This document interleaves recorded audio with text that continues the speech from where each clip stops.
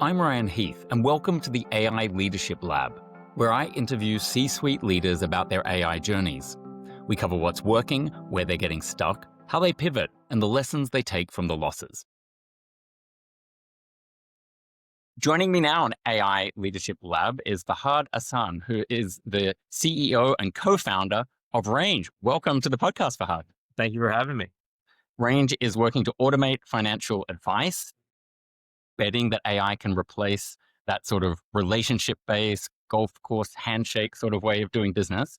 But what does that mean in practice for your customers? And where is the AI in your offering?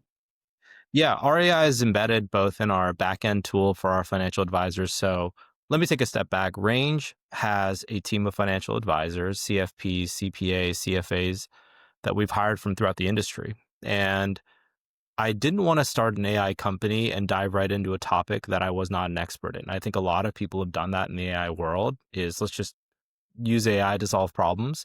For David, my co-founder, and I, we really started this journey 5 years ago where we wanted to deeply understand the problems our customers were facing and specifically understand what their wealth problems were from a retirement planning perspective, tax planning perspective, investments, et cetera. Instead of just building solutions, we hired financial advisors. We got registered with the SEC. We understood the laws and the regulatory framework, the compliance necessary. So we spent several years, candidly, just building software to help us understand how the financial ecosystem works. And as we built more and more software, we started to identify where AI could take out the human advisor and replace those responses, those algorithms, those heuristics, those feedback points for the consumer with AI. And that's really the journey we've been on. So what I like to say is think about us kind of like Uber today, where there's a driver in the seat. They have all this incredible technology to get you from A to B anywhere in the world, but the goal is to become Waymo, driverless, fully autonomous.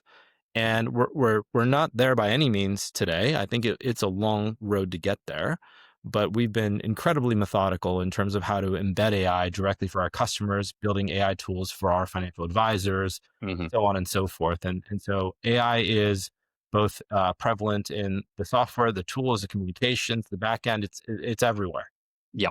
And that's really interesting that you're starting from that sort of position of finding the pain points and then solving the pain points rather than sort of telling people you've invented something they didn't know they needed. You're really working back from the customer there.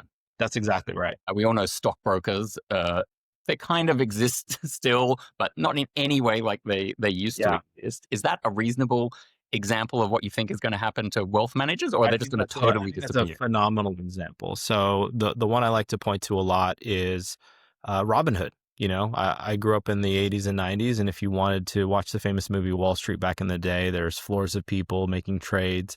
In the late 90s, early 2000s, Web 1.0, E-Trade introduced the first web platform, I want to say, one of the first web platforms to trade stocks. I still have an E-Trade account. It's now owned by Morgan Stanley. But there's no more humans in the loop at Robinhood, right? E-Trade does have humans in the loop. So if I have a problem with my E-Trade account, I can actually call my representative at Morgan Stanley and someone will answer the phone for me. Or they'll call me and try to sell me products candidly, which happens at least once a quarter, by the way. I've also had a Robinhood account for probably 8 years now, and there's no one to call. Yeah. The product either works on your phone or it doesn't. And it's fully autonomous. It's take it or leave it. And I think that is the world of where financial advice is going. You do not need human beings to do any of the work financial advisors do in the coming decade. And I know financial advisors will fight me tooth and nail on this point and say, you know, relationships are what matter to help customers walk through XYZ problems. My counter to that is just keep focusing on first principles and try to really understand, why do you need a relationship? What is the purpose of it? Is it because a customer doesn't understand financial concepts? Is it because they've gotten themselves into a tough situation and you need to walk them out of it? And with technology, we can preempt a lot of this. And so that's really what we're trying to do at Range. And so walk me through the thinking around still having the human advisors operating your software. Is that kind of you just wanting to get comfortable with the quality of the AI outputs and then they transition away? Or is it the customers, you need to kind of warm them up to the idea of eventually going fully automated? That's a phenomenal question. It's both, right? There's so much to learn and so much to build. that we need the collective wisdom of, we now have almost 300 years of collective wisdom in the financial planning sector. We have employees that worked at Goldman Sachs, JP Morgan, local registered investment advisory shops, broker dealers. We have a wide variety of incredible financial advisors that work here that are working with our product managers every day to automate their jobs away. It's a weird thing to do. And we can talk more about that in a minute. But I've been also, working at a legal AI startup, and we have yeah, 90 players sitting there, but the goal is pretty much like you guys. right. And so that's half of it. The other half of it, as you pointed out, is customers need to be brought into this new world. Imagine 100 years ago when we introduced the car to consumers and everyone was taking horse and buggy. No one's just going to step into a car and say this is the future. It takes some time and energy and space to get accustomed to new technology, but no one takes a horse and buggy anymore. It's recreational at this point. And I think the same thing is going to happen with AI technologies. So it's going to take some time, and we're willing to bet, on being long-term greedy is what I call it. I'm not building this company to be a fly-by-night company by any means. I think we're going to be a publicly traded company in the near future, over the next, 3 to 5, 7 years, hopefully.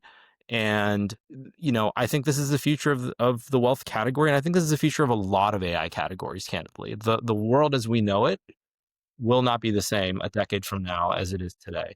Yeah, I think that is a fair assessment. Now, another way that you are kind of disrupting the industry is taking on a different pricing model, Mhm. and in the sense that you've rejected this percentage of assets sort of fee structure.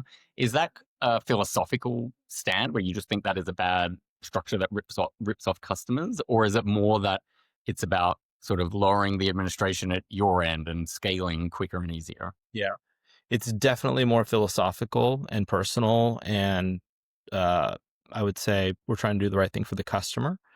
Um, most folks that have a financial advisor, they don't know what they pay their advisor. And most Americans, by some studies I've read, they end up paying their financial advisor $250 to $300,000 over the course of their lifetime in fees. And most advisors are parking you in the S&P 500. They're parking you in these large index funds. I could do that for free on E-Trade, and it's generally good financial advice. Not that this is financial advice. I need to clarify that, especially as I run a financial services firm. But the fee structure is just abysmal. It's hasn't been disrupted in 100 years plus, right? We're not just talking about fee structure. The other thing we should talk about is required minimums. Yeah, So most advisors not only charge you a fee, but they say, hey, you need to walk in the door with $1 million, $500,000, $10 million, because that 1% fee they collect, it has to cover their operating costs because they have humans and not AI or technology.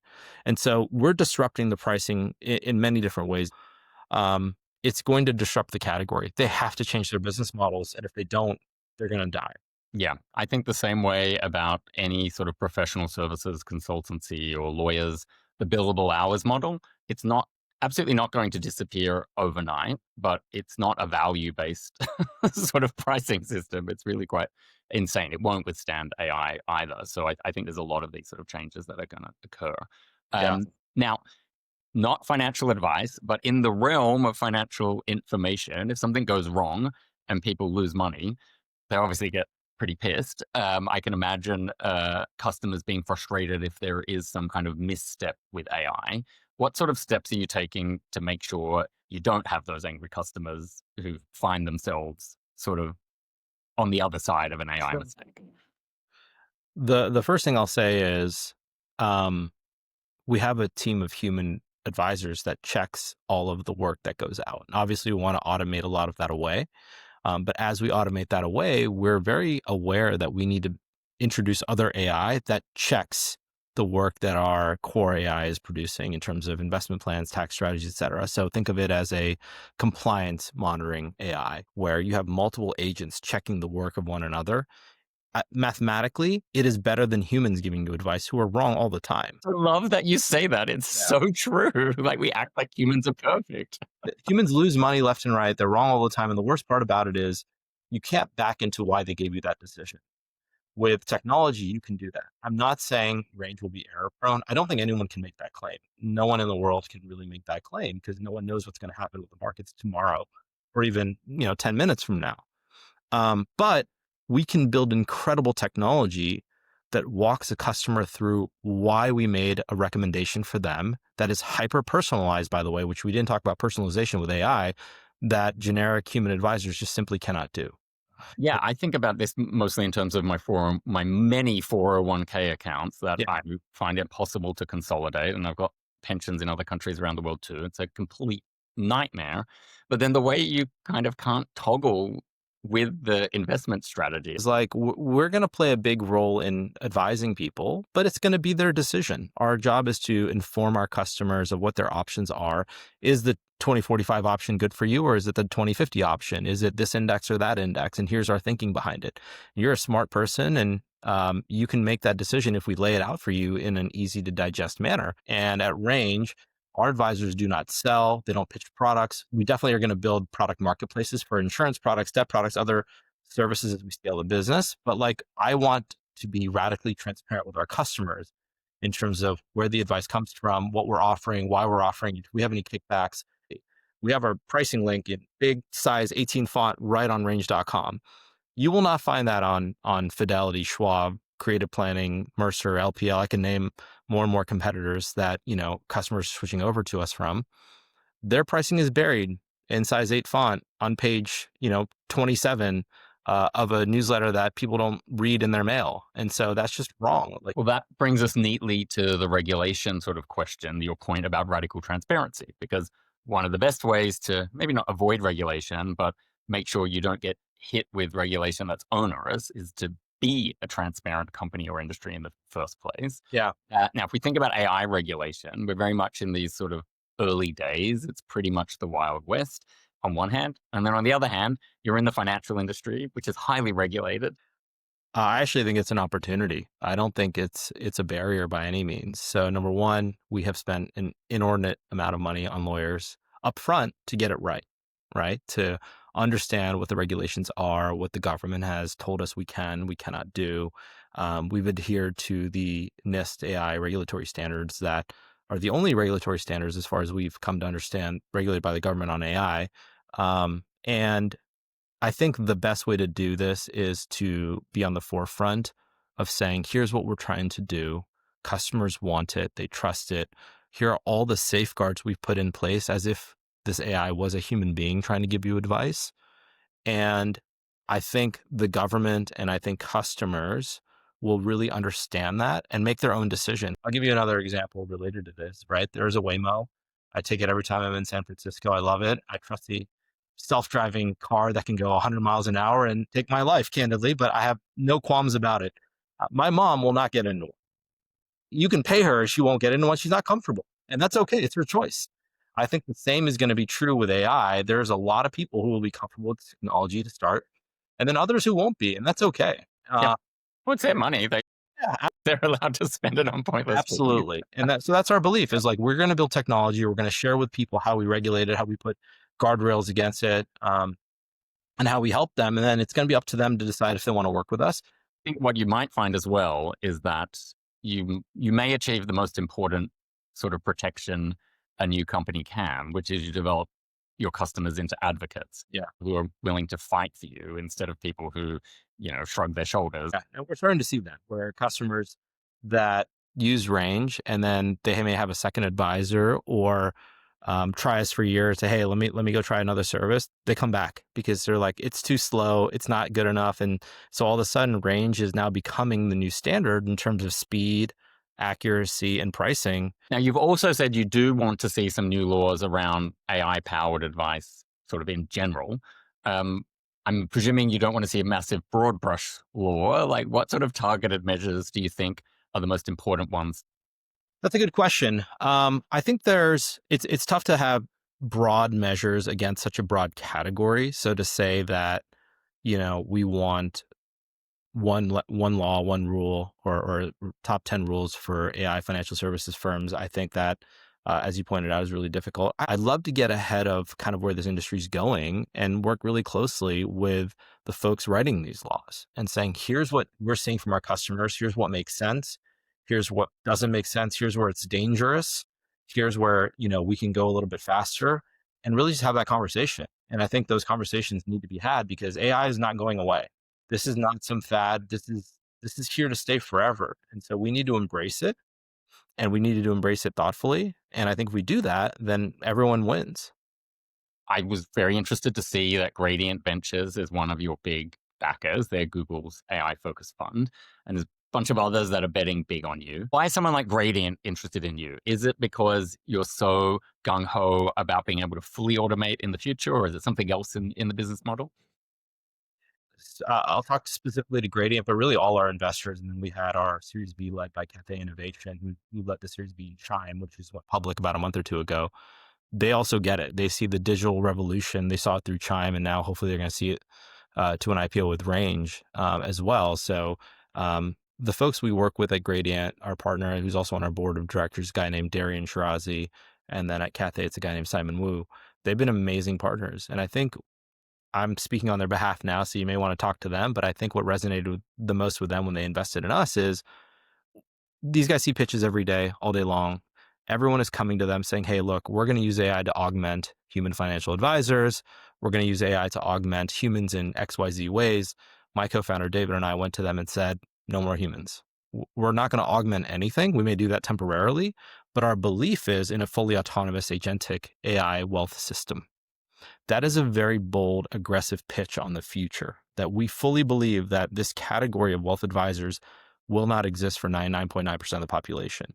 Now, why didn't I say 100%? Because I do think the ultra wealthy, let's say net worth over $10, $20 million liquid, you're just going to pay people to do work for you. Like, it'll probably be And faster. to them, it doesn't matter. Like It doesn't you matter. can pay a Yeah. fee. But for 99.9% of Americans, this can be a fully AI enabled agentic flow, and you do not need a financial advisor. We think that world will exist here with Range, with certain products by the end of this year, more products by the end of next year, and then definitely a full blown out system across all your wealth needs in the next probably 36 to 48 months. I feel really confident saying that. And to a lot of people listening to this podcast, that may feel fast, but I think I want to remind people, like, we've been at this for 5 years already. So when I talk 3 years out, I mean, we're almost in a 10-year journey of rolling these products out. So we've been thoughtful, deliberate, talking to customers and really understanding what it's going to take to build an autonomous system. We started day one with a vision of full autonomy. This is not something that's new. Yeah. So I'm And anyway, even if it feels quick to some people, this is going to be like a sort of tsunami that hits all at once at some point, and people have got to get used to that. absolutely. It's going to be, I think it's going to be like iPhones. Like, you're going to wake up and all of a sudden, no more flip phones. You don't have a choice. I think that tsunami is going to happen between 2025 and 2030, in my opinion, and especially in wealth. And I think Range is positioned as a leader right now to provide that experience for consumers. You've been sort of hinting at the idea of a new fundraising round sometime in fall or winter. One, are there any more hints you can give there? And two, what do you want that money to prove? Is Yeah. it build out something new in the product roadmap? Is it just to scale into more markets? I think there's a lot more product to build. As we refine the product, the scaling takes care of itself in many ways. And so do I want to spend, the bulk of our next fundraise, whenever that may be, purely on growth? No, I mean, we want to grow, obviously, and we are growing more and more aggressively by the day. But I get excited as a technologist. I love building new things and better technology every day. And so any capital we get, like, the first thing I think of is how I can invest more in technology. That is the number one thing I focus on. Fahad Hassan, thank you so much for joining AI Leadership Lab. Awesome. Thank you so much for having me, Ryan. I appreciate it.